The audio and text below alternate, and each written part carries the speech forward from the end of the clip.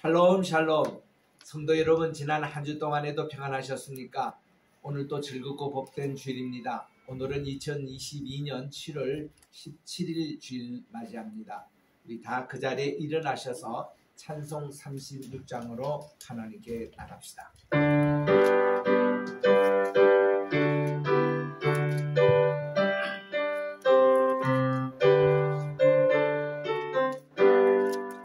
주 예수 이름 높이고 다 찬양하여라. 금별 유관을 들여서 만유의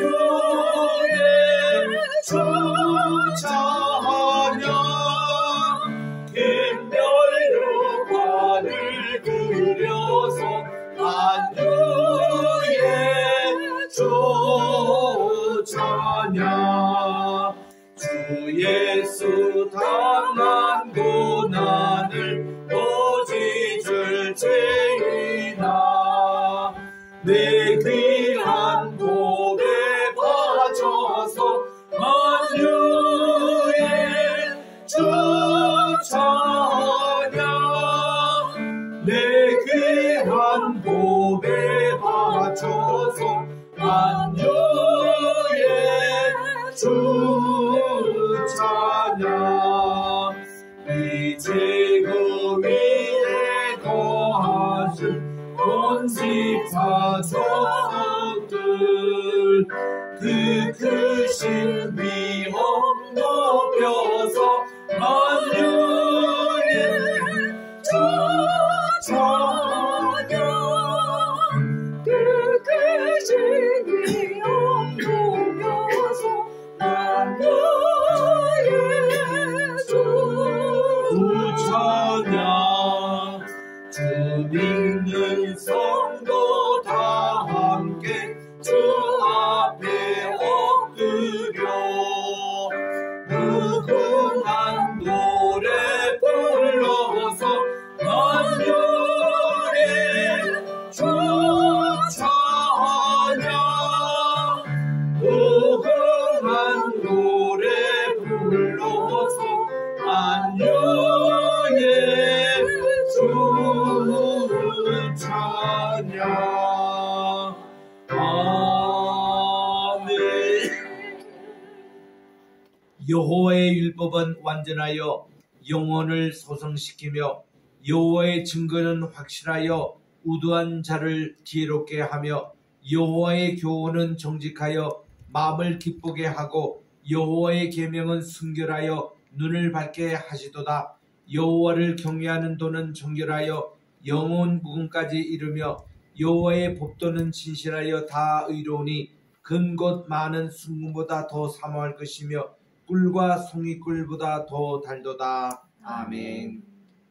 만복의 근원이 되시며 만왕의 왕이 되시고 만주의 주가 되시는 존귀하시는 하나님 아버지께 영광과 찬송과 존귀를 세세 영원토록 돌려드립니다. 거룩하고 복된 주일 주님 앞에 정한 시간 정라인 상태에 나와 예배드리오니 저희들의 예배를 받아주시옵시고 하늘에서 우리 성부 성자 성신 삼일체 하나님께서 이 자리에 한없는 은혜와 축복 주님의 영광 드러내게 도와주시옵기만을 예수님의 이름으로 기원드리옵나이다. 아멘. 우리 참의 기도 한 목소리로 드리도록 하겠습니다. 시작.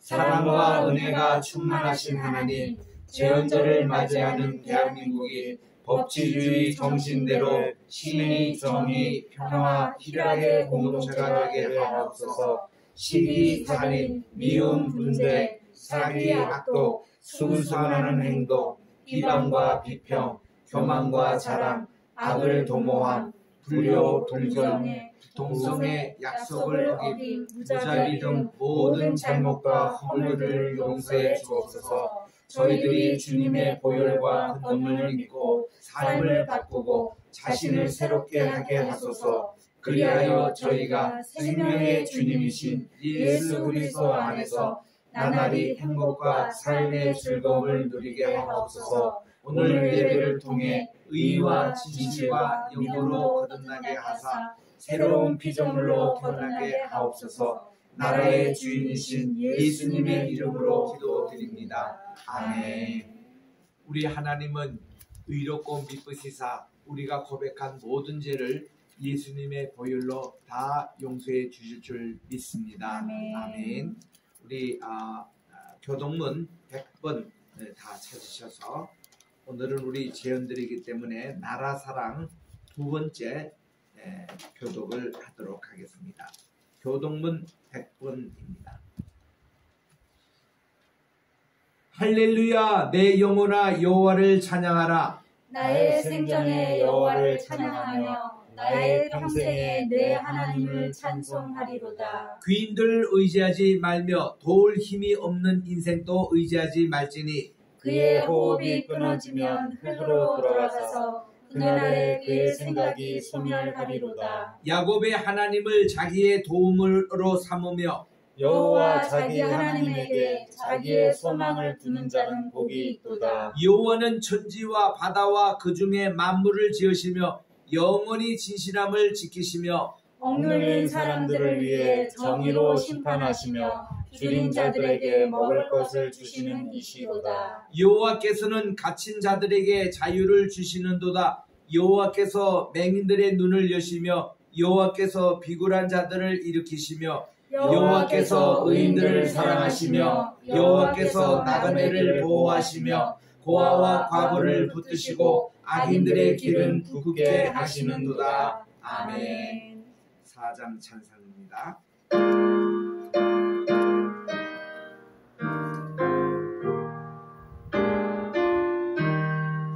성부 성자와 성신 영원히 영광 받으옵소서. 대초로 지금까지 또 길이 영원 보고 성삼위께 영광.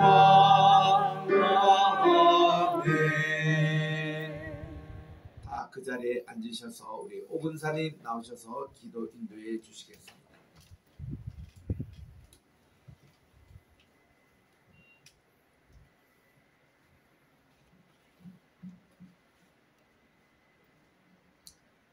기도하시겠습니다. 항상 저희들과 함께 하셔서 저희들을 인도해 주신 아버지 하나님, 오늘도 이렇게 주님께 예배드릴 수 있는 귀한 시간 허락하심을 감사합니다. 아멘. 지난 한 주 동안 또 세상에 살면서 저희들이 얼마나 많은 실망을 주님께 안겨드렸습니까? 그 안에서 또 얼마나 많은 감사를 하였습니까?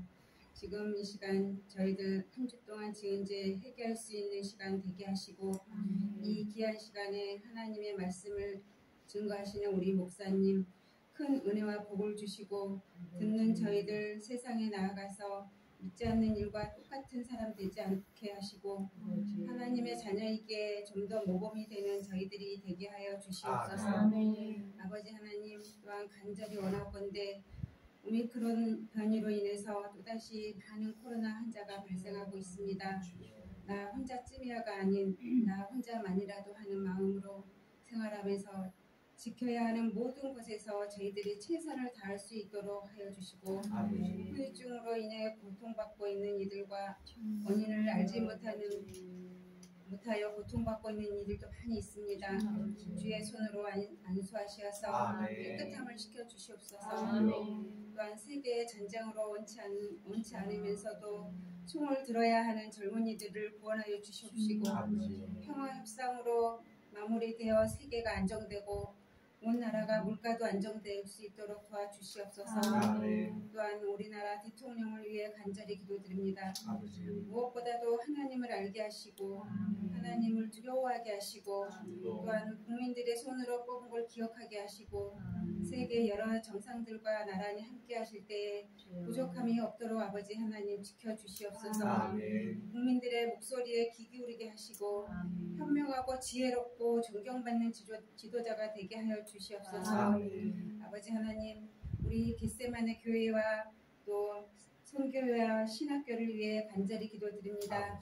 이 자리가 부족할 만큼 남은 자리 다 채워주시고 아멘. 넘쳐나는 영광을 주시어 세계로 뻗어나가 하나님 아버지의 증거의 말씀을 전하는 훌륭한 사람들이 되게 하여 주시옵소서. 아멘. 또한 이 자리에 함께하지 못한 사랑하는 우리 가족들이 있습니다.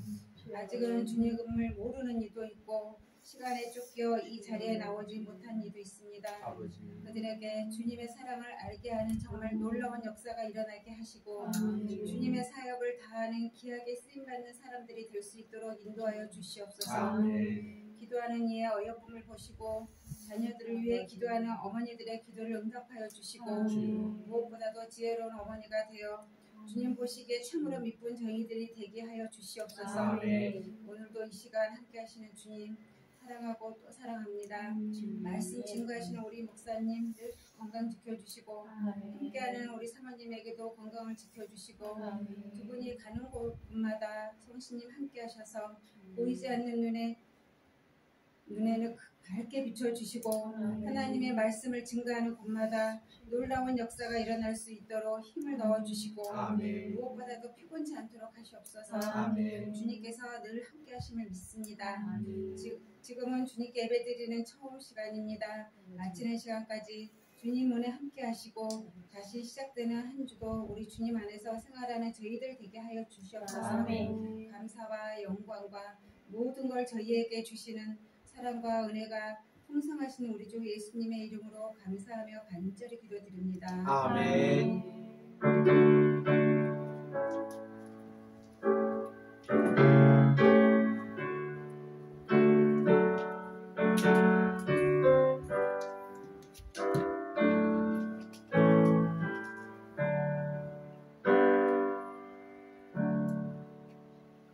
오늘 주시는 하나님의 말씀은 사도행전 20장입니다.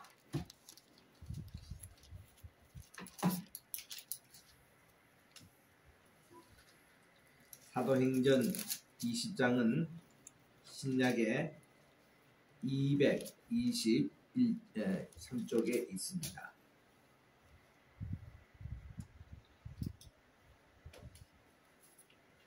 제가 1절부터 5절까지 읽고 6절 같이 합독해 주시기 바랍니다. 사도행전 20장 1절부터 5절. 소요가 그침에 바울은 제자들을 불러 고난 후에 작별하고 떠나 마게도니아로 가니라. 그 지방으로 다녀가며 여러 말로 제자들을 권하고 헬라에 이르러 거기 석 달 동안 있다가 배 타고 수리아로 가고자 할 그때에 유대인들이 자기를 해하려고 공모하므로 마게도니아를 거쳐 돌아가기로 작정하니 아시아까지 함께 가는 자는 베레아 사람 브로의 아들 소바드와 또 데살로니가 사람 아리스타고와 세군도와 더베 사람 가이오와 및 디모데와 아시아 사람 두기고와 드로비무라. 그들은 먼저 가서 드로아에서 우리를 기다리더라. 우리는 무교절 후에 빌립보에서 배로 떠나 닷새만에 드로아에 있는 그들에게 가서 이래를 머무니라. 아멘. 기도하겠습니다. 나의 입술의 모든 말과 내 마음의 모든 묵상이 주님께 연락되기를 원하네.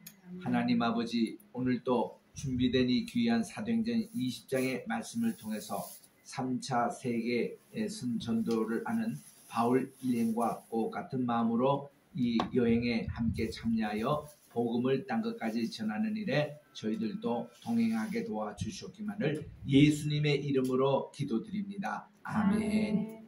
할렐루야. 아멘. 이제 무더운 우리 7월 중순을 맞이합니다. 우리 7월달 안달은 경건의 달로 정하고 우리 많은 교회에서 신앙수련회 또 산상기도회 또 휴가철 이렇게 많이 하고 있습니다. 우리 교회는 그저 매일매일 새벽기도와 또 우리 자신이 이곳에 또 경건의 장소로 알고 우리 특별히 어디 나가지 않고 해도 우리 나가는 기분으로 우리 경건 훈련에 힘쓰시기를 바랍니다. 오늘은 특별히 7월 17일입니다. 우리 성경에 이렇게 날짜가 나오면은 성경에 있는 날짜는 어떤 것인가를 찾아보게 되지요. 우리 7월 17일 같으면은 노아 방주가 아라랏산에 정착한 날이 이 날입니다. 우리 1월 1일은 어떤 날인가? 우리 그 새해가 시작되는 그 날이지만은 우리 성경적으로 말하면은 노아의 방주가 이제 아라랏산에서 머물고 있는데 이제 물이 거친 날이에요. 물이 이제 다 걷어졌습니다. 그래서 그날 뚜껑을 연 날이 1월 1일이라 그렇게 돼 있어요. 그리고는 이 땅에 모든 것이 이제 말라가지고 우리 사람이 나갈 수 있는 그때가 2월 27일에 이제 방주에서 나오게 됩니다. 그런 거 보면은 우리 성경에 나오는 그런 것을 한번 생각해 보는 것도 참 좋습니다. 자, 우리 7월 17일에 노아의 방주가 아라랏산에 머물렀다 그러는데 우리는 다 진화론에 입각한 지리학도 배우고 지질학도 배우고 또 세계 지도도 배우고 이래가지고 거기에 그냥 사로잡혀 있어요. 그리고 교회에서도 창조론을 제대로 가르치지 않고 이래가지고 뭐 세계가 어떻게 돌아가는지 개념이 별로 없습니다. 그냥 진화론에 의하면은 빅뱅 티어리라고 오래전에 별들이 이제 행성이 부닥쳐가지고 그게 깨져서 지구가 이렇게 떨어져 나가서 그래서 수억 년을 이렇게 기하면서 뭐 하늘도 생기고 뭐 달도 생기고 별도 생기고 또 이렇게 산천초목도 이렇게 형성되고 이렇게 가르치고 있습니다. 진화론에 의하면은 한 산이 이렇게 깎이는 데만 또 수만 년, 수천 년 이런 얘기를 해요. 분기가 됐다. 또 이것이 상대가 풍화작용으로 일어나서 산이 깎였다. 그래서 계곡이 된다. 그래서 그랜드 캐년에 가서 보면은 이 동영상으로 이렇게 상영한 거 보면 그랜드 캐년이 생긴 것이 그 위에서 콜로라도 강이 이렇게 내려와 가지고 이 이제 반석 이렇게 내려오는데 이것이 이제 강으로 이렇게 내려오다가 점점 침식이 돼 가지고 깎여 가지고 오늘날 이 계곡이 형성되는데 수백만 년이 걸렸다. 이런 얘기를 합니다. 여러분 그게 과연 진실일까요? 거짓말이거든요. 그렇게 오랜 시간이 걸리지 않습니다. 하나님은 이 온 우주 만물을 창조하실 때도 말씀 한마디로 한꺼번에 다 생긴 거예요. 그리고 이 모든 천체의 질서도 하나님의 말씀 가운데서 창조되었기 때문에 창조 네 번째 날에 하늘에 해와 달과 별들이 다 생성돼서 말씀 한마디로 다 창조된 것이지 그게 뭐 빅뱅 티오리에서 크게 뭐 이렇게 오랜 시간 동안 한 것이 아니라는 겁니다. 또 우리 에덴 동산만 보십시다. 에덴 동산 시절 때에 높은 산도 없었어요. 깊은 계곡도 없었습니다. 이 자리에 아주 평범한 정오같이 해서 하나님이 4개의 강, 그러니까 처음에는 한 강 중심으로 4개 지류가 흘렀거든요. 그래서 비손강이 흐르고 기혼강이 흐르고 유브레다스 강이 흐르고 티그리스 강이 흐르고 이렇게 해서 이 동산에 한 강에서 발원됐던 4개의 지류가 온 동산을 적셔가지고 참 늘 때마다 과일이 맺히고 참 좋은 것이었습니다. 큰 산도 없었고 계곡도 없었고 이 온 지구가 한 덩어리로 우리 지구상에 있었다는 것입니다. 그런지 이제 노아 홍수가 났어요. 그 할 때에 어떻게 40일 동안 비가 내리면 이게 모든 것이 뭐 높은 산까지 다 흘러가느냐면 그게 아니에요. 노아 홍수에서 40일 동안 폭우가 쏟아지는 동안에 이 물이 쫙 올라가서 뭔가니 깊은 샘이 터져서 그렇습니다. 왜냐하면 이 지구가 행성되기 전에 이게 우주 위의 물과 아래 물이 있었거든요. 그래서 이거를 분간해서 이렇게 이 땅이 드러난 겁니다. 그래서 하늘과 땅이 이렇게 그때 형성된 공간이 이제 생기는데 이 홍수라는 것은 뭔가니 이 둘째 날 궁창 위의 물과 궁창 위의 물이 다시 합치는 날이었어요. 이게 분리됐던 이 하늘에 있는 것이 쏟아지는 게 폭우였고 그리고 이 땅 밑에 있는 이것이 깊은 샘이 터져가지고 이것이 다시 이렇게 된 것이 40일 동안 된 겁니다. 그래서 이 비가 이렇게 된 거예요. 아무리 큰 홍수 나봤댔자 40일 동안 해도 그 높은 산이 잠긴다? 어림도 없습니다. 위에서 내려오는 게 물이 아니라 밑에서 깊은 샘이 터져서 그런 거예요. 그래가지고 이 40일 동안 있다가 150일 동안 이 물이 온 세계 이 땅, 온 땅을 다 뒤덮였습니다. 150일 동안. 창렬했다 그랬어요.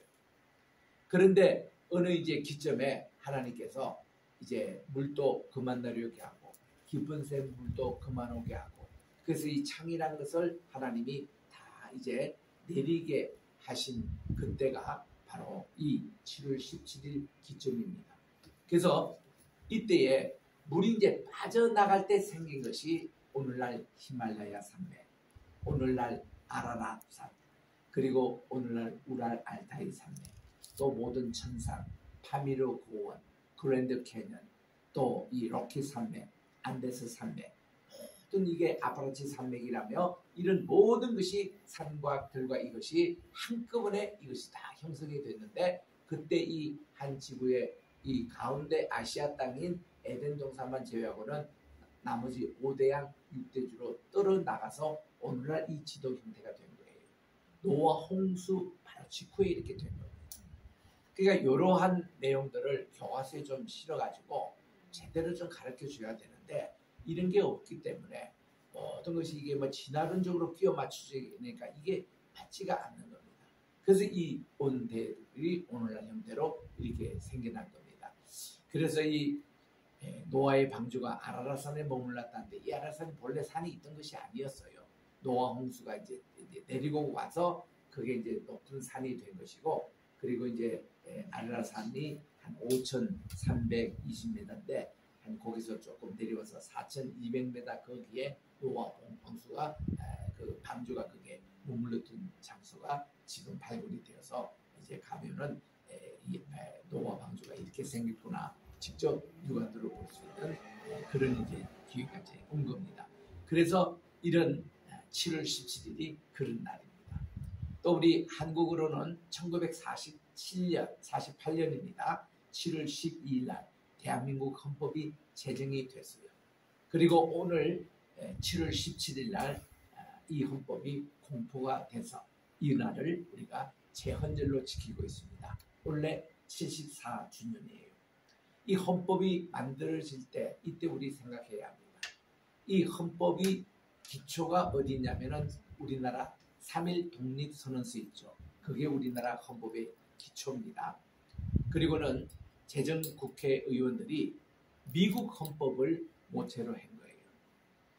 미국 헌법과 또 이 현대법의 모체가 되는 영국 헌법 이거를 중심으로 독일 헌법이 잘 됐어요. 세계에서 하여튼 잘된 헌법은 다 갖다 놓고 이제 주로 미국 헌법을 중심으로 이거를 했기 때문에 우리나라 헌법은 참 훌륭합니다.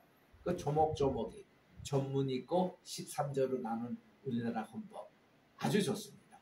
거기에 이제 중심이 뭔가니 우리나라는 우리 자유민주주의에 있다라는 것을 공포를 하고 있습니다. 그래서 우리 1조에 보면은 대한민국은 민주공화국이다. 또 대한민국의 주권은 국민에게 있고 모든 권력은 국민으로부터 나온다 해서 선거제도의 지도자가 뽑힌다 이거죠. 제2조에 보면 대한민국의 국민이 되는 요건은 법률로 정한다. 그리고 국가는 법률이 정하는 바에 의하여 제외 국민도 보호할 의무를 진다. 이래서 우리나라 지금 대한민국에 살고 있는 5만 2천, 또 북한에 살고 있는 2,500만, 그리고 해외에 있는 800만. 이 모든 우리 한 8천만 되는 우리 대한민국 그리고 우리 한인 모두에게 적용되는 헌법으로 선포가 된 겁니다. 참 법이 잘 됐어요. 그래서 여기 전문에 보면은 3.1 정신이 나오고 그리고 4.19 정신이 거기 나옵니다. 그래서 우리나라는 자유민주주의에 입각해서 세웠던 나라를 이렇게 공포하고 있는 그런 내용입니다. 그래서 우리는 법치국가로서 우리 모두 다 이 법에 우리 준수해서 우리 신의와 또 우리 정의를 지키고 또 우리의 이 법을 통해서 잘 지키면 평화의 공동체가 되고 기쁨의 공동체가 된다. 그 이런 네 가지 이 신이 정의 평화희락 이것이 우리 바로 이 로품에서 우리 토요마다 예배드리는 예배의 하나의 주제가 되고 있습니다. 그래서 이런 것이 전부 다 이 법 우리 대한민국 법에서 이렇게 기치하게 한다 해서 우리 재연절되면은 이것을 한번 다시 생각하고 우리는 법 위에 법이 있다고 우리가 제일 우리의 법은 뭐겠어요? 하나님의 법이 있잖아요. 그래서 제가 오늘 예배를 시작하면서 시편 19편 7절부터 10절에 있는 말씀을 읽었습니다. 여기서 이 하나님의 법의 6가지 특징에 대해서 나오면서 금보다 더 귀한 거다라고 마지막 선언하고 있습니다. 이스라엘 유대인들은 세계에서 제일 세공업, 이 금, 진짜 순금, 이 연금술이 최고 발달된 게 유대인들입니다. 왜 그러냐 물어보니까 유대인들은 이 금을 다룰 때에 성경에 나온 대로 금보다 더 귀한 정금이 하나님의 말씀이기 때문에 하나님의 말씀을 다루는 그런 어떤 신정을 가지고 이 금을 다루기 때문에 이 연금술이라는 것은 신앙이 같이 된 믿음이 같이 겸부된 그런 연금술이에요. 또 그 다이아몬드도 보면 캐럿이라고 그러잖아요. 그 캐럿, 이 캐럿이 많을수록 굉장히 비쌉니다. 보통 우리 결혼 반지 갈 때 4캐럿, 4캐럿에도 참 비싸죠. 또 8캐럿도 가격이 보통 아닙니다. 그런데 이게 제일 많이 이렇게 캐럿이 있는 곳이 지금도 터키의 궁중박물관에 보관되어 있습니다만 80여 캐럿이 있어요. 이건 제일 큰 다이아몬드입니다. 그걸 이렇게 보면은 야, 이 세공을 어떻게 했느냐. 유대인의 그 캐럿 이거 만드는 거 보면 뛰어납니다. 그래서 이제 우리 성지순례 갈 때 보면 이 벤구리온 국제공항에 내려서 우리 보통 저 갈멜산 쪽으로 이제 먼저 가는데 그러다 보면은 이제 사른 평야를 지나고 그 평야의 끝무리에 네탄야후라는 큰 그 다이아몬드 공장이 있어요. 거기 가서 우리가 견학을 하거든요. 야, 견학할 때 나는 거기 갈 때마다 보면은 이 다 다이아몬드 공장 아버지의 것이고 나는 아버지의 아들이고 나는 이게 다 내 거다. 이런 심정을 가지고 시찰을 합니다. 야, 이분들 잘 보관해주고 있고 열심히 하구나. 고맙습니다. 토달아봐. 네, 그렇게 인사하면 다래요. 그 줄은 세계 어디 가도 다 그럽니다. 이거 아버지의 것이고 이것이다. 누구에게 배웠나요? 가가오 목사님에게 배웠습니다. 일본의 가가오 목사님이 미국에 오셔가지고 캐나다의 그 국경에 걸려있는 나이아가라 폭포에 간 거예요. 그리고는 그 보팔로에 있는 연합교회에 그 신문에 광고가 된 겁니다. 오늘 나이아가라 폭포 주인의 아들이 와서 설교한다 이랬더니 사람들이 군대같이 모인 거예요. 그래서 그분이 그런 선언을 한 겁니다. 온 세계는 우리 아버지 되시는 우리 하나님의 것이고 나는 예수님 통해서 하나님의 아들이 돼가지고 나는 이게 오늘도 아버지의 것이다. 이래서 이 선언을 하니까 많은 사람들 은혜 받고 우리들도 하나님의 아들 자녀가 되게 된다. 그런 거 아니겠어요? 그래서 우리 요한복음 1장 13절에 보니까 우리 하나님의 아들 예수 그리스도를 믿는 자에게는 하나님의 자녀가 되는 권세를 주시다 그랬어요. 그리고 또 우리 그 마태복음 5장 9절에 보니까 우리 8복의 가운데서 7번째 복이 뭔가 하면 화목해 하는 자, 화평케 하는 자, 피스메이커들은 복이 있나니 저희가 하나님의 자녀라 부름을 받게 될 것이다. children of God. 그렇게 돼요. 그래서 우리는 하나님의 자녀예요. 그래서 여러분들이 이 세상을 다니면서 뭐 여행도 하시고 좋은 음식도 먹고 좋은 경치가 있을 때마다 앞으로 그런 자부심을 가지세요. 야, 이거 다 내 거다. 이거 다 아버지의 거거든요. 나는 하나님의 아버지가 되기 때문에 다 우리 거다. 우리 이런 포부심을 가지고 할 때 그래서 나는 미국 가서 그렇게 기죽으면서 살지 않았습니다. 미국에 우리 보스턴에서 조금 내려가면은 거기에 보면은 그 저택들이 전부 다 대리석으로 지은 집이 있어요. 거기 이제 한 6채가 있어서 개방하거든요. 지금 뭐 관광료를 받고 이거를 보여줍니다. 그럴 때 그런 집에 갈 때마다 와 다들 그러죠. 근데 나는 와와 안 해요. 야, 오늘 또 잘 지키고 여러분 고맙습니다. 오늘 또 벤츠 타고 다니는 사람들 보면 참 고맙습니다. 이거 다 아버지의 차고 이거 다 내거든. 당신들이 잘 보관해주고 있고 잘 그거 관리해서 고맙습니다. 뭐 벤츠 타든지 제니시스 타든지 뭐 두를 게 없어요. 다 뭐 내 건데 그거 다. 그거를 저분들이 관리 잘해주고 있고 그 좋은 아파트 큰 60평짜리 사는 집 그거 불화할 거 하나도 없습니다. 다 아버지 거 지금 저분들 우리 내 대신에 청소 열심히 해주고 관리비 열심히 내주고 있고 월세 열심히 내주고 있고 고마운 마음을 가지면요 하나도 부러운 거 없어요. 왜냐? 우리는 어차피 이 세상을 다 두고 천국에 가면요 우리가 주님께서 정말 상상도 못하는 것을 예배해 놓는 그 것이 있기 때문에 영원히 거기는 살잖아요. 그러기 때문에 우리는 정말 기죽지 않고 이 세상에 살 수 있다. 이런 거를 우리 자녀에게 또 가르쳐 놓으면요 얼마나 프라우드했습니다. 나는 하나님의 아들이다. 나는 하나님의 공주다. 나는 하나님의 왕자다. 이런 기분으로 살아가면요 이 세상에 부를 것 하나도 없는 거예요. 그런 면에서 오늘 이렇게 참 재헌절 하나님의 법, 하나님의 법이 금정금보다 많다. 그걸 가지고 유대인들은 열심히 해서 이 연금술이 제일 발달돼요. 열심히 다이아몬드에서 제일 발달시는 그런 거 아니겠습니까? 우리는 다 하나님 나라의 법애들이에요. 그래서 우리는 천국의 법애들이 오늘 또 이 자리에 앉아 계시는 겁니다. 얼마나 좋아요. 그래서 내가 그런 법애라는 거 우리 조카도 우리 법애가 있어서 그저께 롯데 그 콘서트에서 참 또 좋은 연주를 하고 그랬습니다만 근데 그 법애 볼 때마다 야, you are treasure. 하나님의 법애다. 얼마나 고맙는지 모릅니다. 그래서 우리가 다 하나님의 법애라는 거예요. 법애 같은 우리 샛별 같은 우리 한 사람 한 사람 법애 이런 심령 아니겠습니까? 자, 오늘은 우리 사도행전 20장을 공부할 차례입니다. 19장 말에서는요 바울이 3차 전쟁의 전도여행의 제일 핵심이 에베소 아니겠어요?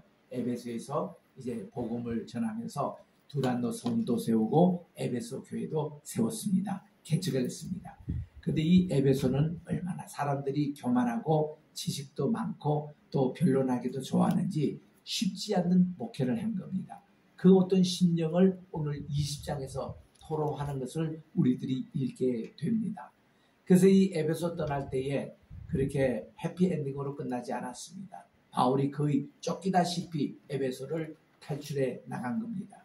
5월달 축제가 있어가지고 데메트리오라는 은장세 이 사람이 그냥 그 에베소에서 숨기는 주신인 아데미라고 아르테미스라고 하는데 아르테미스인데 우리에게는 더 익숙한 이름이 비밀선한 이름이에요. 또 더 우리가 또 이제 익숙한 이름이 다이아나라는 이름이에요. 그게 다 같은 말인데 미의 신이라는 뜻이거든요. 미의 신 이거를 아데미라고 합니다. 이게 에베소 여기에 주신이었습니다. 그 신각이 어마어마했어요. 파르테논 신전 다음으로 크고 화려한 것이 이 신전이었습니다. 그래서 이 아데미처럼 생긴 그 여신을 이렇게 은으로 만들어 가지고 이렇게 장사를 해먹는 데메트리우스 이 집안이 타격이 입었습니다. 이 바울이 와서 하나님을 얘기하고 있고 예수 그리스도를 복음을 얘기하고 이러니까 거기 사람들이 점점 따라가니까 이제 이 은으로 만든 우상에 대해서는 점점 관심이 없는. 그래서 이 사람들이 소동을 일으켜가지고 그 2만 5천 명 들어가는 원년국장에서 이제 그 정말 이 문제를 이제 정식으로 소송을 합니다. 그랬더니 알렉산드라는 그런 사람 이제 예수를 믿고 복음을 전했던 이분을 바울 대신에 바울은 지금 여기 나타나지도 않고 이거를 이제 이분을 세웠더니 이분은 아프리카에서 온 알렉산드리아에서 온 분이거든요. 근데 이분이 바울 비슷하게 생긴 걸로 그들이 생각하고 이분을 향해 가지고 이제 위대한 아데미하고 몇 시간? 2시간을 소리를 질렀습니다. 여러분 이 마을의 시장이며 총독이며 이 지도자들의 가장 무서운 공간이 민중소동입니다. 로마 황제가 민주소동죄로 걸리면은 총독도 그날로 해야 되고 또 이게 시장도 그날로 끝나는 겁니다. 그게 굉장히 힘드는 거예요. 그래서 이제 이런 소요가 2시간이나 계속되니까 이 에베소시의 서기장이 서기장이 실무를 담당하는 행정가 최고의 행정관입니다. 이분이 바울의 두란노 소원에서 공부를 했던 것 같아요. 그래서 이제 무대에 올라와 가지고는 여러분들을 다 조용히 시킵니다. 이 지금 군중들 가운데서 많은 수가 말이죠. 자기들이 왜 여기 있는지도 몰라요. 하나는 바울 그런 사람들 조용하라 이렇게 하고 조용하지 말라 그러는데 바울이 누군지 바울이 뭐를 가르치는지 그것도 모르고 이 군중들은 항상 이렇게 막 그 군중 심리에 의해서 거기에 참여하거든요. 그래서 이 서기관이 다 잠잠히 놓고는 여러분들이 이런 새로운 종교에 대해서 새로운 가르침에 대해서 어떤 의의가 있으면 불평이 있으면은 우리도 이게 다 로마 이 사회인데 우리도 판사가 있고 변호사가 있고 검사가 있고 다 이렇게 법제 제도가 있기 때문에 그 전통으로 이렇게 가르치지 이렇게 소요를 하지 말라고 하고는 간신히 이렇게 말렸습니다. 그리고는 이 서기장이 당당히 얘기합니다. 나도 이 새로운 종교에 대해서 내가 들어봤다 이거야. 들어봤는데 이것이 뭐 특별히 우리 아데미 여신에 대해서 어떤 타격을 준다거나 여기에 대해서 어떤 다르다 어떤 뭐 그런 소유를 일으킬 만한 그런 건 안 된다는 거예요. 그래서 여러분 제발 좀 잠잠하라고. 이 서기장이 이 모든 군중들을 이제 제압을 했습니다. 역시 이 마을의 이제 제일 대표적인 분이 그런 말을 하고 소리를 잠잠하니까 데메트리우스와 그 일당들도 조용해지는 거죠. 자기들도 뭐 있으면 정식으로 법 절차를 거쳐가지고 판사 제도가 있고 검사 제도 다 있기 때문에 뭐 지방법원 또 중앙법원 대법원 통해서 마지막 안 되면 황제계고 고소하는 그런 법제도로 가면 되는 것이지 그걸 가지고 소용으로 이렇게 하면 안 된다는 것이죠. 그렇게 하는 동안에 바울이 도망쳐 나오셔가지고 이제 가는 것이 오늘 20장 1절의 내용입니다. 20장 1절에 한번 보겠습니다. 소요가 그침에 데모가 이제 그쳤습니다. 바울은 두란노 소원과 에베소 교회 성도님들을 잠시 불러서 권면한 후에 작별을 합니다. 자, 잠시 떠나서 우리가 저 마게도니아에 좀 가겠다는 거예요. 여기서 마게도니아라는 것은 데살로니가, 빌립보 바로 그 교회입니다. 그거 좀 신방하고 오겠다는 거예요. 그래서 그 지방으로 다녀가며 여러 말로 제자들을 권면하고 헬라에 이릅니다. 마게도니아는 그리스의 북부 지방을 가르치는 말이고 여기서 헬라라는 것은 남쪽 있는 그 지역을 일컫는 말입니다. 왜냐하면은 그리스의 남쪽 지방에는 그 당시 바울 당시에 폴리스라고 그랬어요. 폴리스. 폴리스의 영어로 그 경찰이라는 뜻이 아니고 P-O-L-I-S 폴리스. 그겁니다. 이 폴리스 도시국가라 번역하고 있잖아요.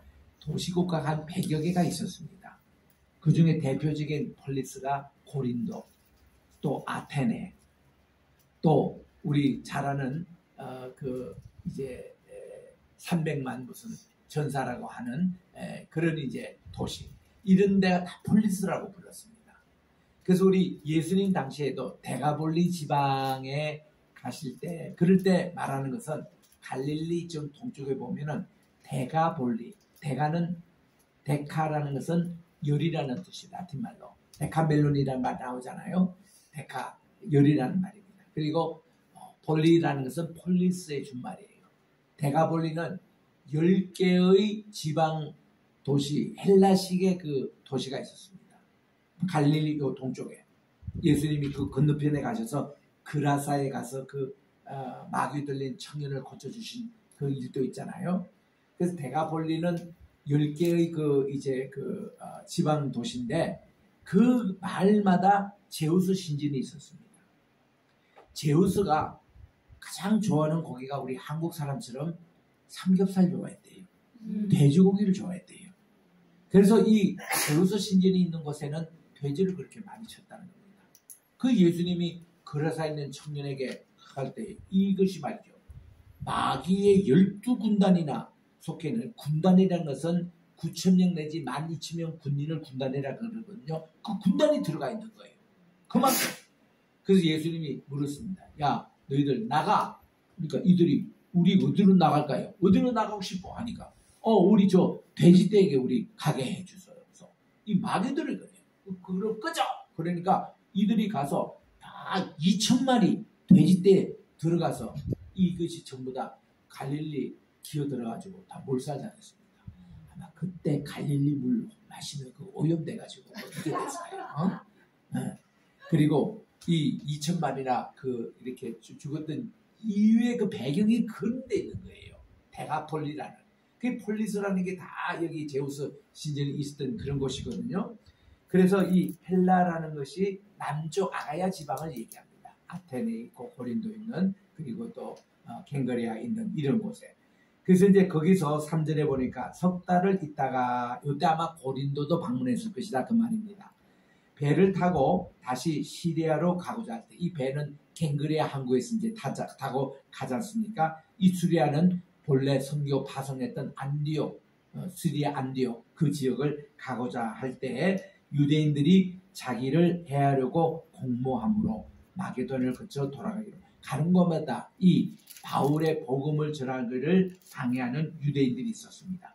그들의 공모를 피하면서 마게도를 거쳐 가기로 작정을 하고 다시 저 북쪽 소아시아 북쪽 그 지방을 갑니다. 그래서 이제 아시아까지 함께 가는 동행인이 다 이름을 여기 밝히고 있습니다.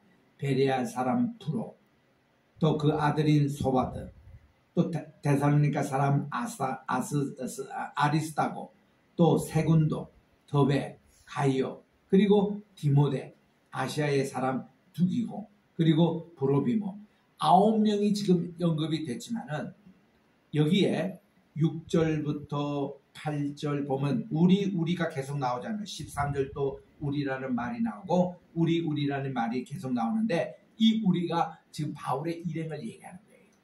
이 우리 가운데서 누가 하면 이 지금 사도행전을 누가 쓰고 있습니까? 누가가 쓰고 있잖아요. 누가가 꼭 포함되어 있어요. 누가가 지금 바울 사도를 모시고 가는 곳마다 지금 선교 보고를 하고 있거든요. 그래서 그에 이분들이 합류되는 겁니다. 그래서 이제 그들이 먼저 가서 드로아에서 우리를 기다린다. 그들이 드로아에 먼저 간 거예요. 여러분 드로아 하면은 잘 아시잖아요. 2차 세계 이 전도할 때 그때 바울은 비두니아 쪽으로 가려고 했는데 드로아에서 아침에 새벽 기도할 때 꿈을 꿉니다. 환상을 봅니다. 한 사람이 마게도니아 사람인데 막 손짓하면서 come over 마게도니아로 건너오라는 거예요. 그리고 헬파서 우리를 도우라는 겁니다. 그 환상을 보고 바울이 이제 성신님께서 더 이상 소아시아 전도가 아니고 유럽 쪽으로 오라고 한다. 그래서 출발된 장소가 이 드로아입니다. 이 드로아 항구는 지금도 가보면은 우리 유명한 트로이 목마라는 게 있잖아요. 우리 일리아드 오디세이에 나오는 트로이 목마.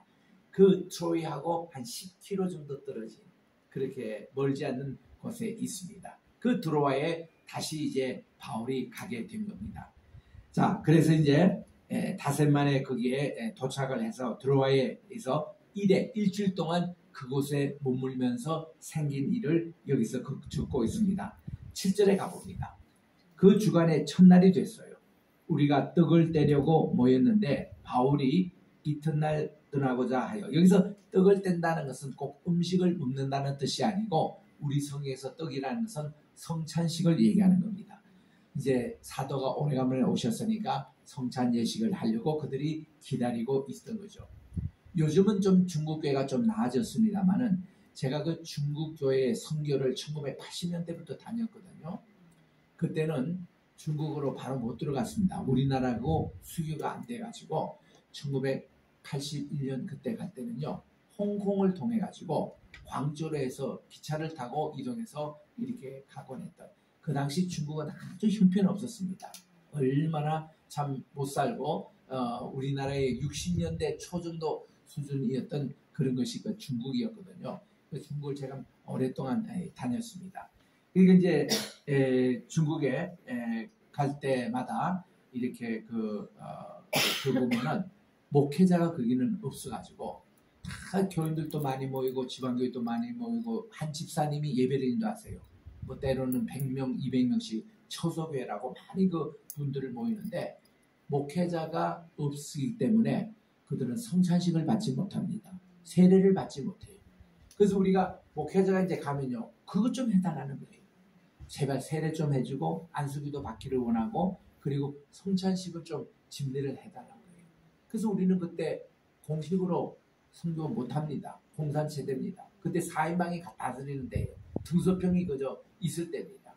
그래서 우리는 여행객으로 가장해가지고 배낭 하나 메고 그냥 여행하는 식으로 이렇게 해가지고 처속에 이제 방문해서 성찬식 베풀어 주고 그거 다 합니다. 망을 몇 차례 보면서 이게 수년 그랬어요. 중국에는 참 신앙의 자유가 없습니다. 그래서 이거 보면은 이 주의 종이 이렇게 오면은 얼마나 귀하게 여기는지 성찬식 좀 해달라고 들어와 교인들이 기다리고 있는 거예요. 그래서 이제 바울 사도가 이제 말씀을 강론하는데 요즘을 하면 부흥 사경에 말씀 사경회를 이렇게 하는데 그 중에 윗다락에 등불이 많이 켜졌습니다. 그리고 유두고라는 청년이 그 집에 참여했어요. 유두고라는 이름은요, 이름 뜻이 복 받는다 뜻인데 진짜 복 받았는지 한번 여러분 보시기 바랍니다. 그래서 청년이 창에 걸터 앉아 있다가 그 창이라는 게 3층 다락에 있는 창이에요. 여기서 지금 이 강대상보다 더 높은 데 걸터 앉아가지고 듣다가 졸다가 그냥 떨어졌습니다. 3층에서 이렇게 떨어지면은 뭐 죽게 하겠습니까만은 이 청년 그냥 죽고 말았어요. 그러니 이 교회에서는 찬물 겪는 경우가 됐습니까? 이 오래간만에 사도가 오셨는데 지금 말씀을 듣기까지 하는데 지금 이 죽는 사고가 있었으니 이거 어떻게 하겠습니까? 그래서 바울 사도께서 잠시 예배를 중단하고 이제 밑에 내려가셔가지고 유두고 청년에게 몸을 위에 엎었습니다. 엎었더니 숨소리가 들리는 거예요. 그래서 바울 사도가 아직 죽지 않고 숨이 붙어 있다. 그리고서는 그 청년을 일으키니까 살아난 거예요. 살아나서 그다음 어떻게 했는지 아세요? 다시 교회당으로 다 들어가가지고 바울은 새벽까지 계속 말씀을 전합니다. 참 이게 그 당시 주의 종들이 했던 얘기입니다. 그래서 우리는 어릴 때부터 그런 훈련을 받았기 때문에 예배는 가장 중요하기 때문에 온 성도님들이 예배에 집중하라는 거예요. 그래서 저는 아버님에게 그런 훈련을 받았습니다. 우리 흔히 보면요, 교회 보면 늦게 온 분이 계세요. 또 보면은 교회 시간에 뭔가 또 좀 일이 좀 있을 수가 있습니다. 그런데 이제 우리 여기 보면은 누가 이제 우리 그 당시는 이거 다 미닫이 문이었으니까 두루룩 열면 이제 누가 늦게 오는 분이 이제 10분 후에 오고 그러잖아요. 대부분 사람들이 뒤에 쳐다봅니다. 누가 늦게 오는가 이렇게 했는데 저희 아버님은 큰일 납니다. 여러분들 지금 하나님께 집중해야 될 예배를 왜 사람들 보냐 이거예요. 또 예배를 인도하는 전도사님이나 이제 초생 이제 목사 안수 받는 지 얼마 안 되는 분이 개척교회를 가면은 대개 보면요 목사님들이 예배 집중하는 것보다는 오늘도 누가 안 오나 이걸 봐요. 그 누가 오면요 반가워가지고 예배 시간에 막 티를 냅니다. 막 이런 그 목사님들에게도 아버님이 꾸짖으시더라고요. 자네는 하나님께 지금 예배 드리느냐 사람에게 포커스를 맞춰서 사람 중심이냐 이거야. 언제나 예배는 몇 사람 모이든지 어떤 형편이든지 초점을 하나님께만 맞추라 이거야. 그래서 스웨덴 키에르케골 그분은 유명한 유실론자적인 실존 철학가로 알려진 덴마크 분이지 않습니까? 그분이 얘기가 The only audience of the worship is God. 이 예배에서 유일한 오디언스, 그 청중 하나님께만 이 초점을 맞춰나가는 거예요.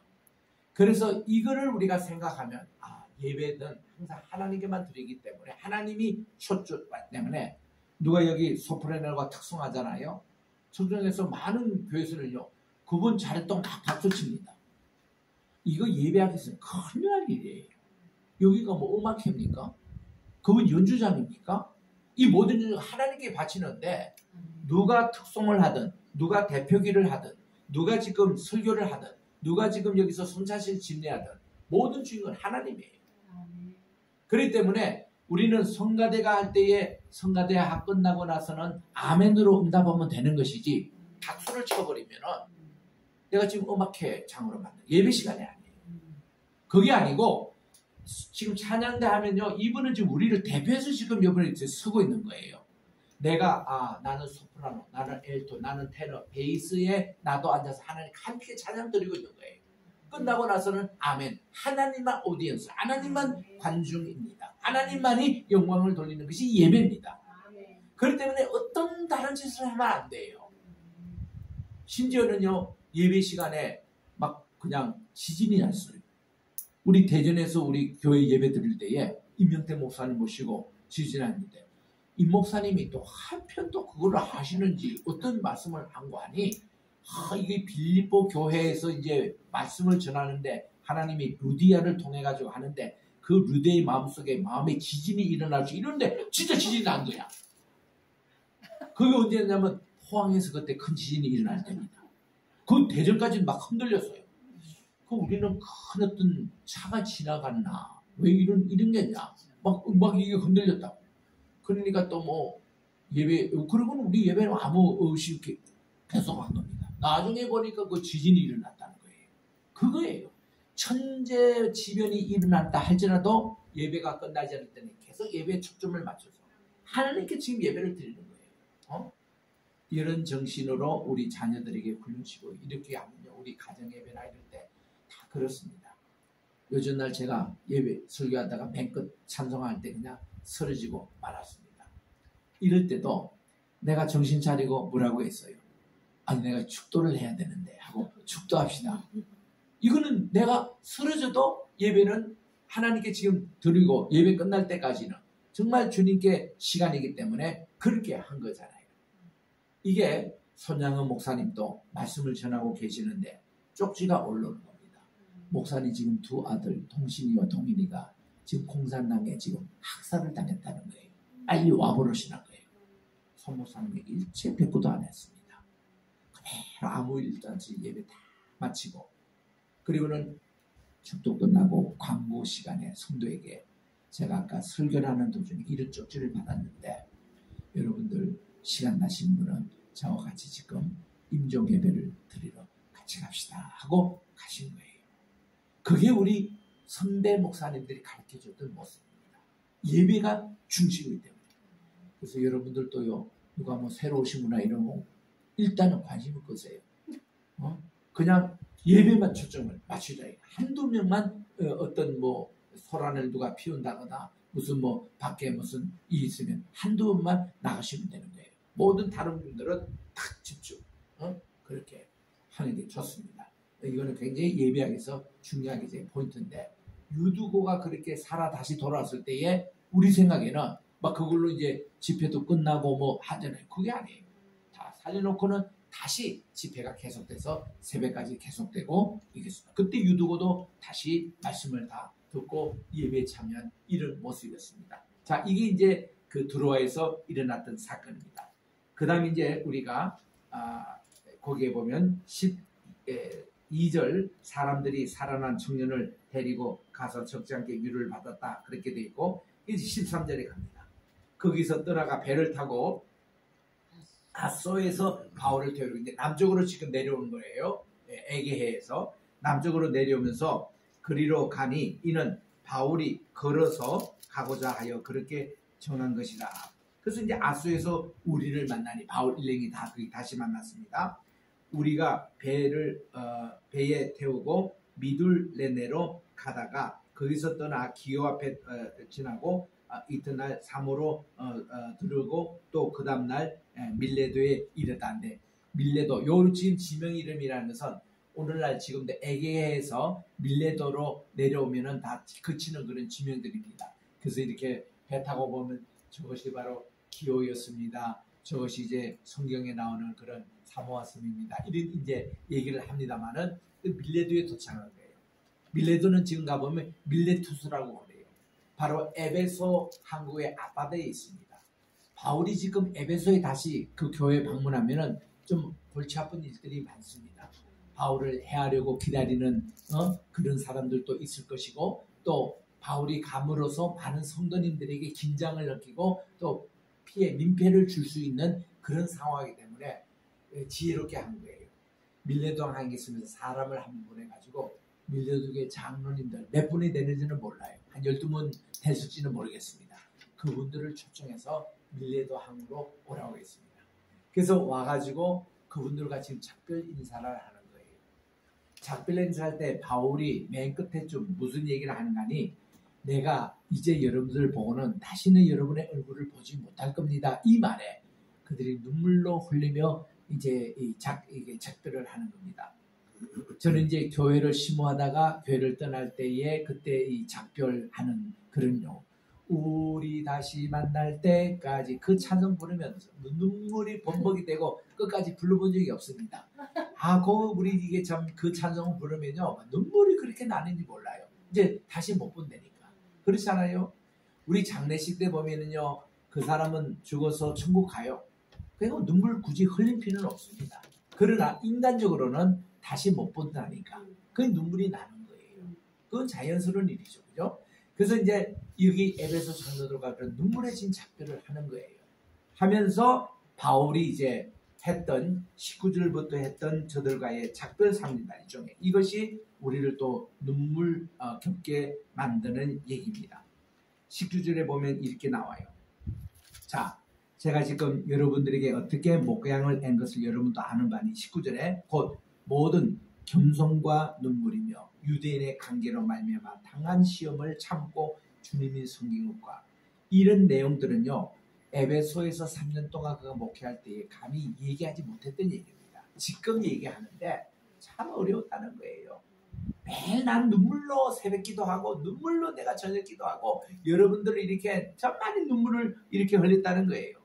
20절에 보니 유익한 것은 무엇이든지 공중 앞에서나 각 집에서 거리낌 없이 여러분에게 전하여 가르치고 유대인과 헬라인들에게 하나님께 대한 회개와 우리 주 예수 그리스도에 대한 믿음을 증거하는 것이다. 이 복음을 전하는데 에베소 사람들은 얼마나 건방지고 얼마나 말도 많고 얼마나 나를 괴롭히는지 늘 나를 죽이려고 하는 그런 상황에서 내가 여러분들을 위해서 한 분 한 분 눈물을 흘리면서 기도했다. 그래서 우리 모든 목회하시는 분들은요. 이 구절을 반드시 읽게 만들어요. 모든 목사님들이 새벽 제단에 우리 성도님들을 위해서 기도할 때에 눈물의 기도를 하라는 거예요. 응? 우리 요즘 내일 새벽 기도 날 때마다 저는 이 말씀으로 여러분 한 사람 한 사람 이름을 부르며 여러분의 자녀 한 사람 한 사람을 위해서 내가 기도합니다. 그거 다 기도하면요. 내가 있는 카드에 그 기도해야 될 그런 뭔가 하면요. 2시간, 5시간 금방 가버려요. 그래서 나는 비행기 탈 때에 14시간 미국 갈 때 말이죠. 그런 기도 카드 꺼내놓고 기도하면요. 시간이 금방 가요. 옛날에 군대에서도 보초 쓰고 군대에서 또 이렇게 무슨 근무할 때 보면요. 이 기도 이거를 같이 하면은 시간이 금방 가버려요. 그만큼 기도할 게 많습니다. 바울이 그랬다는 거예요. 한 번. 제가 지금도 눈물로 기도하는 성도 가운데는요.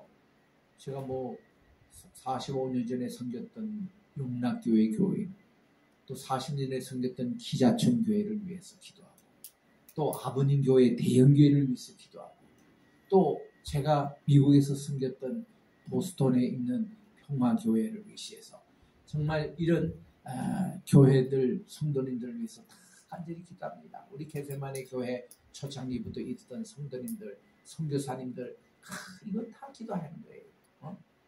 다 못하니까 우리 새벽재단에서는 지금 이제 현재 있는 우리 성도님들 중심으로 우리 신학생들 위해서 내게 기도 제목 주신 분을 위해서 카테고로 내게 이 기도 제목을 주시는 여러 선교사를 위해서 그렇게 기도하는데 참 기도할 게 많습니다. 맞는데 그냥 기도가 아니에요.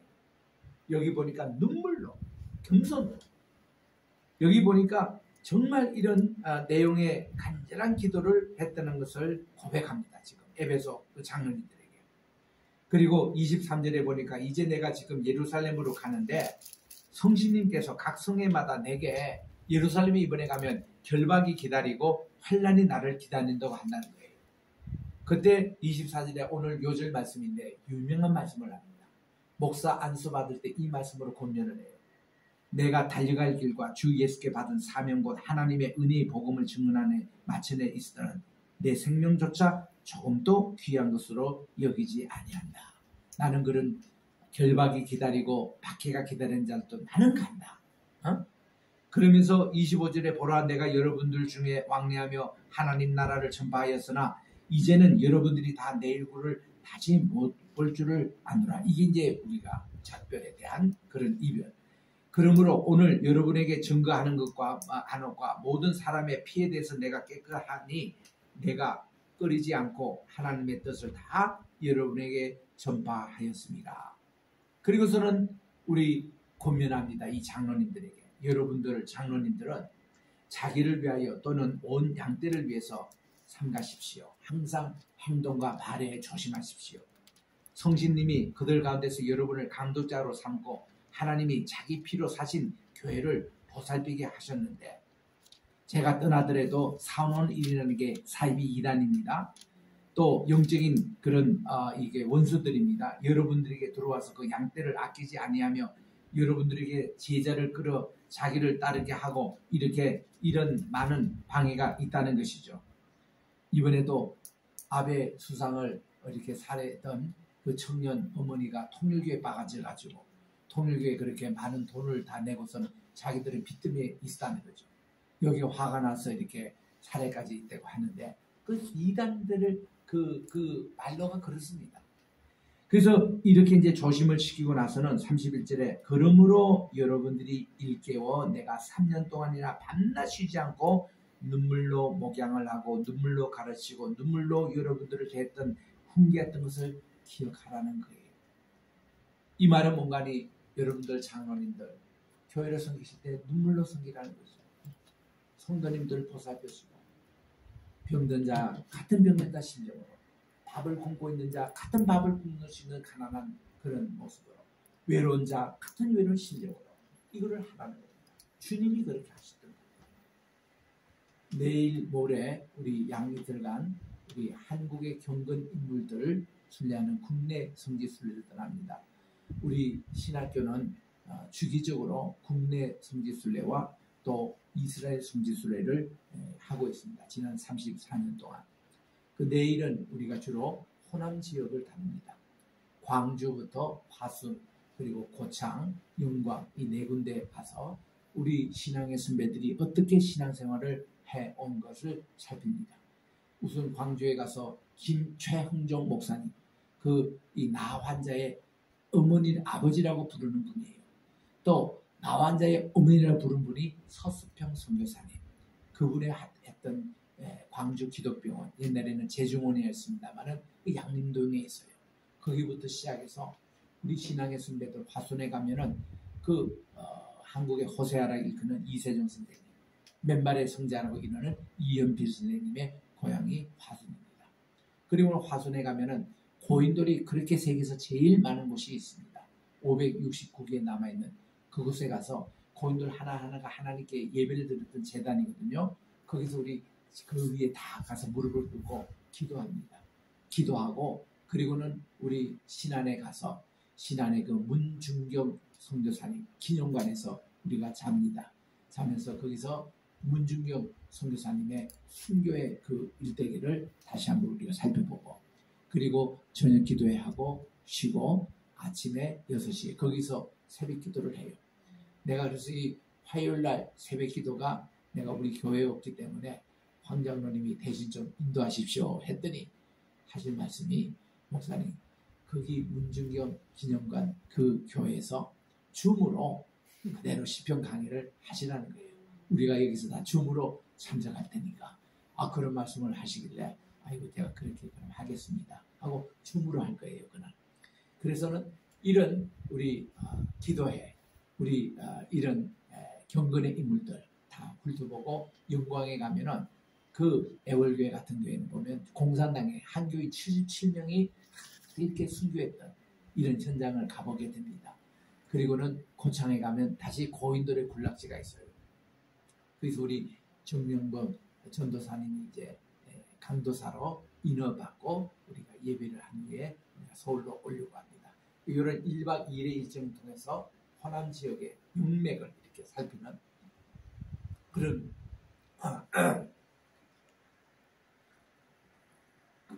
이런 참 성지순례 이걸로 통해서 우리가 많은 걸 배워요. 신앙의 선배들이 이렇게 했구나. 대개 그분들이 보면 참 가난했어. 일부러 청빈한 거죠. 그리고 순결했습니다. 욕심이 없었어요. 다 주님만을 따르고 자기 십자가를 지고 주님을 따르는 그분들의 신앙이 놀라울 정도입니다. 야, 우리는 그게 부끄러워요. 그런 거를 우리 신앙의 선배들이 했습니다. 전주 안디옥 교회 같은 데 보면 이동희 목사님이 참 이분은 처음부터 개척할 때부터 우리는 교회의 70%를 선교에 쓰겠다 해서 바울 선교회가 조직돼가지고 수많은 선교사님을 배출하고 지원했던 교회입니다. 그 교회는요 7,000명, 8,000명 부흥했는데도요 교회 이 강대상도 처음 개척할 때 그때 강대상 그대로 사용하고 있고 그리고 이것도 천막 이걸 해가지고 비가 오면은 물이 새가지고 뚝뚝 떨어진다. 그래 깡통을 받아놓고 뚝뚝뚝 떨어지는 소리인데 일명 깡통교회라고 있어요. 아니 교회가 7,000명, 8,000명, 10,000명 단위 모이고 서기계 선교사 그렇게 많이 보이는데도 본교회는 가난하게 삽니다. 이동규 목사님이 예수를 닮기 내가 원하네 이 찬송을 매일 부르며 예수님을 닮고자 하는 그 정신을 가지고 교회를 그렇게 하신 분이에요. 이런 현장에 가보면 참 우리가 배울 게 많습니다. 이런 국내 성지순례를 우리가 갑니다만은 참 이 바울의 그 일해 이걸 보게 됩니다. 마지막 봅니다. 32절에 지금 내가 여러분을 주님과 및 그 은혜의 말씀에 부탁하노니 그 말씀이 여러분을 능히 든든히 세우사 거룩하게 하심을 입은 모든 자 이게 이제 경건한 자라는 뜻입니다. 기업이 있게 하리라. 내가 아무의 은이나 금이나 의복을 탐하지 아니하였고 내가 목회하면서 여러분들에게 뭐 헌금 강요한 것도 없고 이런 어떤 선물도 바란 것도 없고 다 그랬고 여러분이 아는 바 이 손으로 나와 내 동행들이 선으로 충당하여 실제로 텐트를 만들어 가지고 그걸 팔아다가 자력성광 한 겁니다. 어디서 후원받아서 한 게 아니고 이렇게 했고 그리고 범사에 여러분에게 모범을 보여준 바 같이 수고하여 약한 사람을 내가 돕는 일을 했으며 또 주 예수께서 친히 말씀하신 바 주는 것이 받는 것보다 복이 있다 하심을 내가 이것을 평생 실천하고 있습니다. 여러분 문제는요. 예수님의 요 말씀이 마태, 마가, 누가, 요한 어느 복음서에도 이거 없어요. 이거는 뭔가 하니 바울이 예수님과 1대1로 특수교육을 받았잖아요. 3년 동안 아라비아 광야에서. 그때 자기가 들었던 얘기예요. 주님이 자기가 직접 말씀하신 것이 복음서에도 없는 거 여기서 보충하고 있는 겁니다.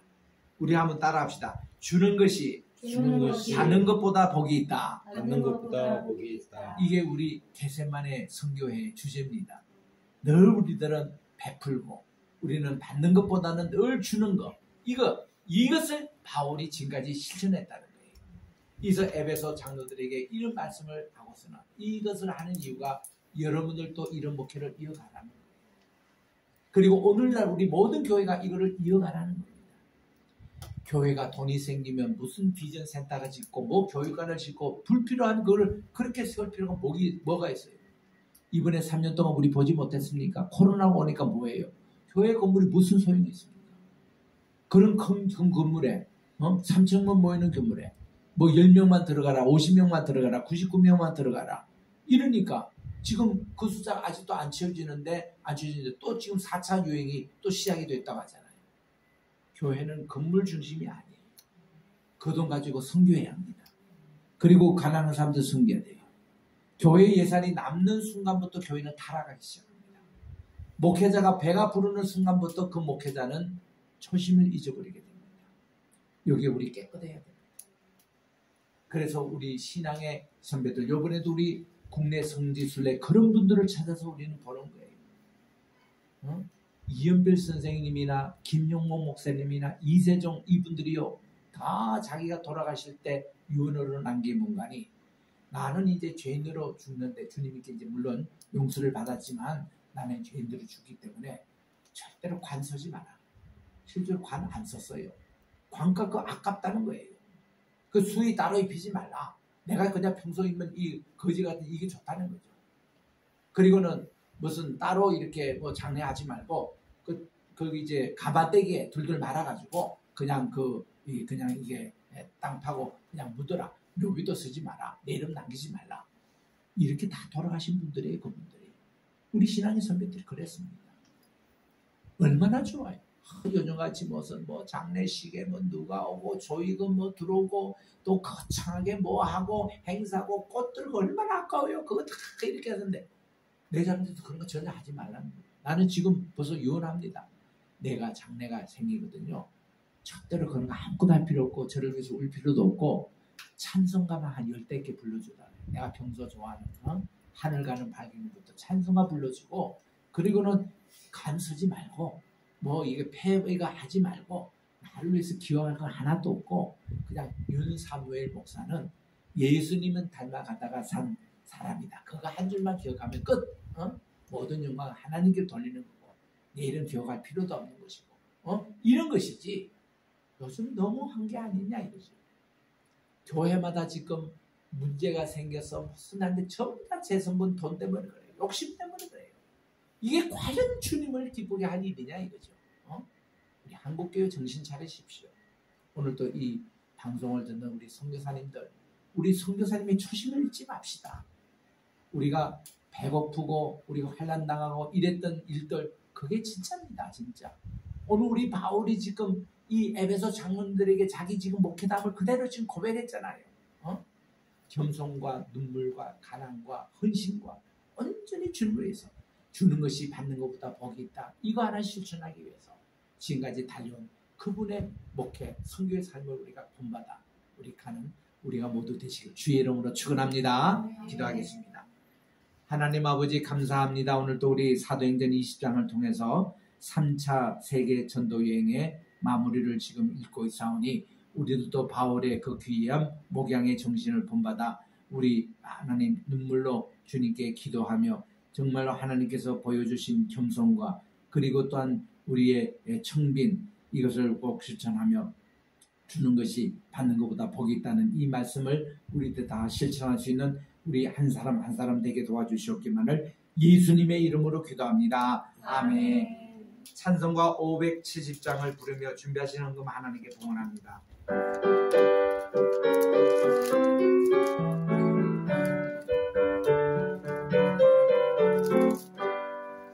주는 너를 기르시는 목자여 나는 주님의 귀한 어린 양 푸른 풀과 맑은 시내 물가로 나를 인도하여 주신다.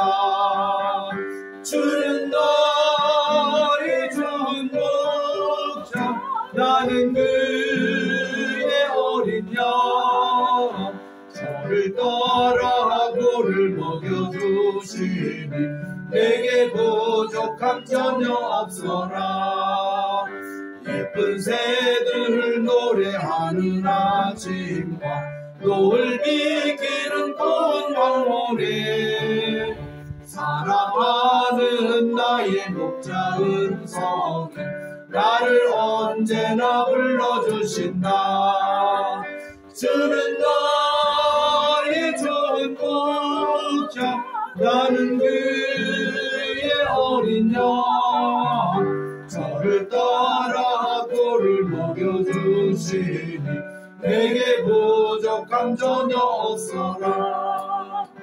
예쁜 짐승 나를 잊지 못하고 거친 비바람 삼지 못하리. 나의 주님 강한 손을 펼치사 나를 주야로 지켜주신다. 주는 나의 좋은 목자 나는 그의 어린 양 저를 따라 꼴을 먹여주시니 내게 부족함 전혀 없어라. 아멘. 하나님 아버지 오늘도 주님 앞에 귀한 예물을 바칩니다. 10의 1조 감사의 인물 또 각종 우리 선교 헌금과 또 이제 아버지 하나님이여 주정 헌금 주님께 이런저런 사정으로 귀한 제목을 가지고 주님 앞에 드린 예물 새벽 제단마다 자녀를 위해서 눈물로 씨를 뿌리는 또 헌금이 있습니다. 이 모든 헌금을 주께서 연락해 주시고 하늘나라 창고에 쌓아두셔서 복음 전한 데만 귀하게 사용하여 주시옵소서. 우리 이래서 우리 물질적으로도 어려움이 없는 모두가 우리 되게 도와주시옵기만을 예수님의 이름으로 기도합니다. 아멘. 다 일어나셔서 일장 찬송으로 하나님께 손을 드리겠습니다.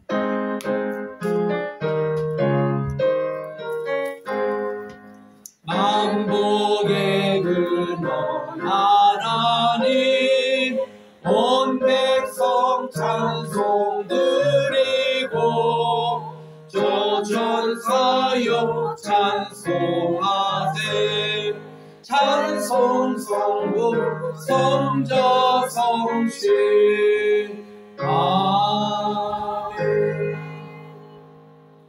이제는 우리 주 예수 그리스도의 은혜와 하나님 아버지의 무궁하신 사랑하심과 성신님의 보혜사의 성신님이 오늘도 우리 모든 예배드린 심령 위에 또 재은지를 맞이하는 우리 대한민국에 이제로부터 영원토록 함께 계실지어다. 아멘.